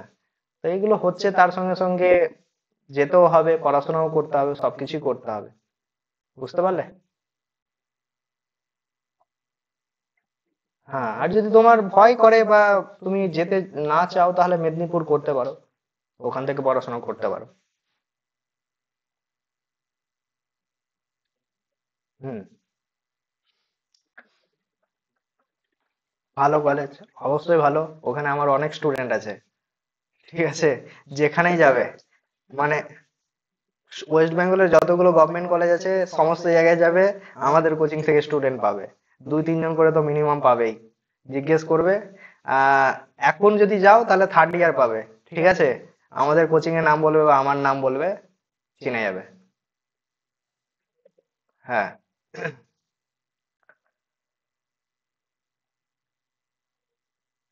ঠিক আছে, তাহলে আজকে এখানে শেষ করছি।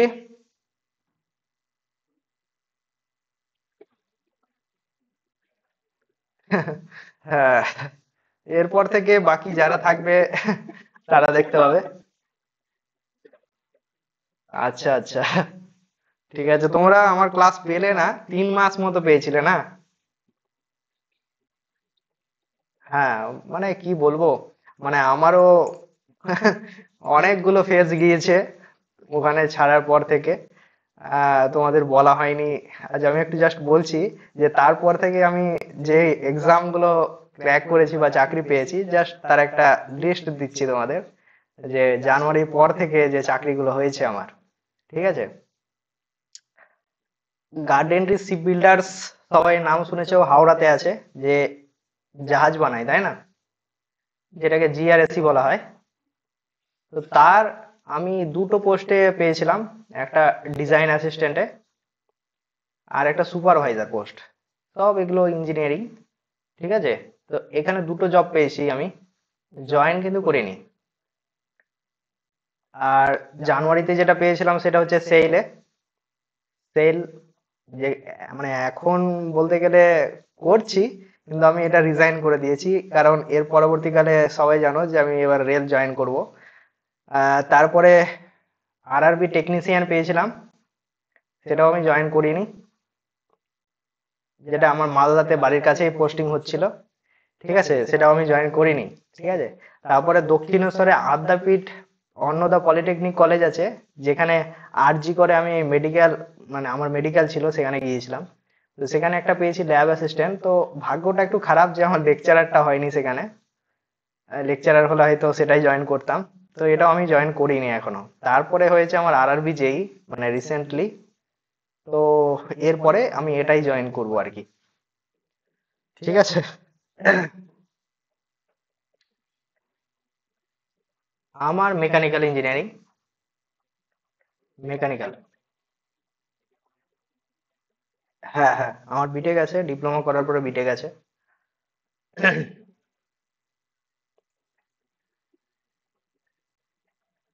ভাই কি নিয়ে পড়ছে? মেকানিক্যাল নিয়ে নয় তো? অনেক কষ্ট আছে। ভালো করে পড়াশোনা করতে বলো, কারণ গভর্নমেন্ট জব মেকানিক্যালের ক্ষেত্রে ভ্যাকেন্সি, মানে কান্নাকাটি করবে এরকম টাইপের ভ্যাকেন্সি। জাস্ট আমি একটা এক্সাম্পল বলছি যে কিরকম ভ্যাকেন্সি বেরোয়। এটা all India exam, garden ship builders engineering limited, যেখানে ডিজাইন অ্যাসিস্ট্যান্টে একটা মাত্র ইউআর সিট ছিল, সেটা আমি পেয়েছিলাম। ঠিক আছে। সুপারভাইজারেও দুটো মাত্র ইউআর সিট ছিল, যার মধ্যে আমি একটা পেয়েছিলাম। মানে বুঝতে পারছো মেকানিক্যালে কিরকম কম্পিটিশন। এটা অল ইন্ডিয়া এক্সাম। সেইলে আমাদের অনেকটাই ভ্যাকেন্সি ছিল, যার মধ্যে আমি একটা পেয়েছি। তারপর হচ্ছে রেলের টেকনিশিয়ান, যেটা এইচএস লেভেল আমি পেয়েছিলাম, সেক্ষেত্রে 29 সিট ছিল ইউআরএ, যার মধ্যে আমি একটা পেয়েছিলাম। ল্যাব অ্যাসিস্ট্যান্ট আদ্যাপীঠ পলিটেকনিক কলেজ, এটা স্টেট গভর্নমেন্টের, একটা মাত্র ইউআর সিট ছিল, সেটা আমি পেয়েছি। ঠিক আছে।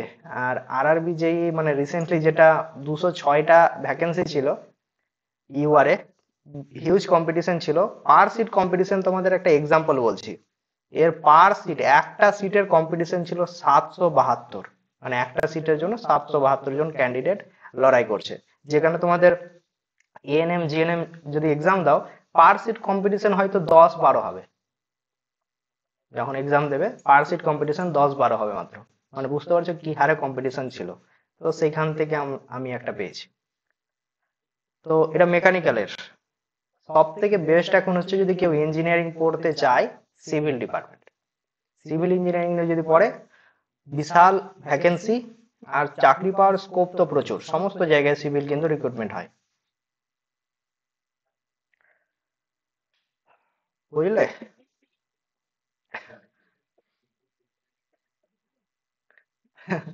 মেকানিক্যালে ভ্যাকেন্সি কমে যাচ্ছে, মানে খুব কম আর কি। কোন কলেজ থেকে করছে?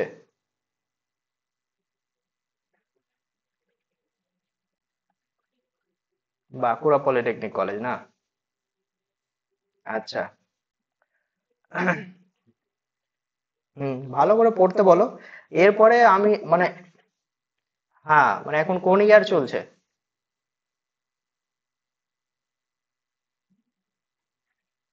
থার্ড ইয়ার, আচ্ছা ঠিক আছে। আমার এই নাম্বারে মানে জাস্ট যদি তার দরকার হয়, এই নাম্বারে আমাকে মেসেজ করতে বলবে, 9733609508। যদি তার কোনো রকম দরকার হয় রিক্রুটমেন্টে, মানে কোথায় কি ভ্যাকেন্সি বের হয় বা কিভাবে পড়াশোনা করবে চাকরির জন্য, আমাকে হোয়াটসঅ্যাপে মেসেজ করতে পারে, ঠিক আছে? হ্যাঁ, হ্যাঁ, হ্যাঁ, এই নাম্বারটাই আমার নাম্বার। ঠিক আছে তাহলে, সবাইকে গুড নাইট। হ্যাঁ,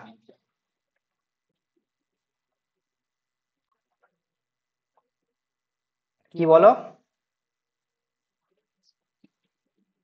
53, কোনো কাস্ট আছে? আচ্ছা, একটু প্রবলেম আছে। মানে নাম্বারটা 8-10 হয়ে গেলে হয়তো চান্স ছিল, ঠিক আছে? তো তুমি এবার আবার প্রিপারেশন নাও। আহ, সবাই জানো যে ওল্ড ব্যাচ স্টুডেন্টদের জন্য আমাদের এখানে হিউজ ডিসকাউন্ট থাকে। আর নিউ ব্যাচ স্টুডেন্ট, তাদের একটা কোর্স ফিস যেটা তোমাদেরও নেওয়া হয়েছিল, সেটা ওটা ফিক্সড। ঠিক আছে। তো যারা মানে যাদের এক্সাম ভালো হয়নি বা একটুর জন্য আটকে গেছো, তারা আবার প্রিপারেশন নিতে পারে এখানে।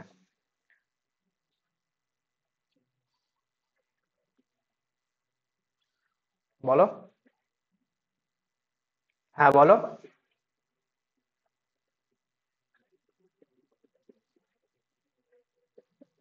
69 জিএনএম পেয়ে যাবে তুমি। ঠিক আছে। সেকেন্ড কাউন্সিলিং জিএনএম পেয়ে যাবে। আচ্ছা, ঠিক আছে। তোমাদের স্কোর গ্রুপ আমি ওপেন করে দিয়েছি সবার জন্য। যে ফরম্যাটে বলেছি, সেই ফরম্যাটে তোমরা তোমাদের নাম লিখবে প্রথমে।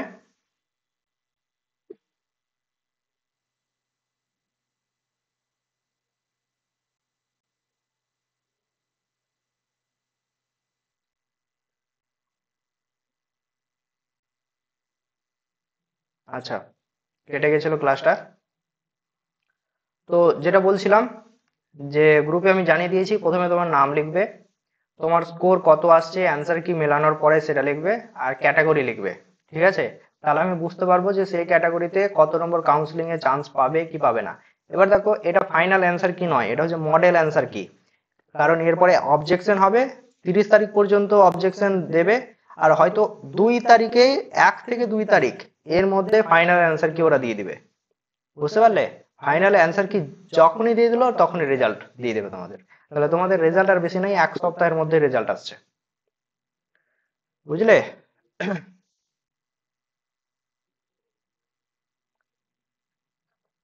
ক্লিয়ার তো?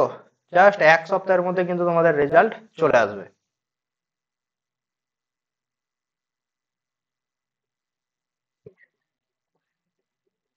ও আচ্ছা আচ্ছা, ভয়েস আসেনি না? তো যেটা বলছিলাম তোমাদের, আচ্ছা, যে গ্রুপে তোমাদের নাম লিখবে, স্কোর লিখবে এবং ক্যাটাগরি লিখবে, যাতে আমি বুঝতে পারি তোমাদের স্কোর শুনে যে তুমি কোন কাউন্সিলিং এ পেতে পারো বা কোন এতে পেতে পারো। হ্যাঁ, আর আরেকটা অবশ্যই এখানে একটা জিনিস লিখবে যে তোমার কি ইচ্ছে, এএনএম না জিএনএম, সেটাও মেনশন করে দেবে, তাহলে আরো বুঝতে আমার সুবিধা হবে। ঠিক আছে, তাহলে আমি তোমাকে বলে দেবো যে তোমার প্রবাবিলিটি কত চান্স পাওয়ার। ক্লিয়ার? ওই হিসাবে আমি বলে দেবো যে কত নম্বর কাউন্সিলিং এ তুমি পেতে পারো, এটা আর কি। আচ্ছা, ঠিক আছে, তাহলে সবাইকে গুড নাইট।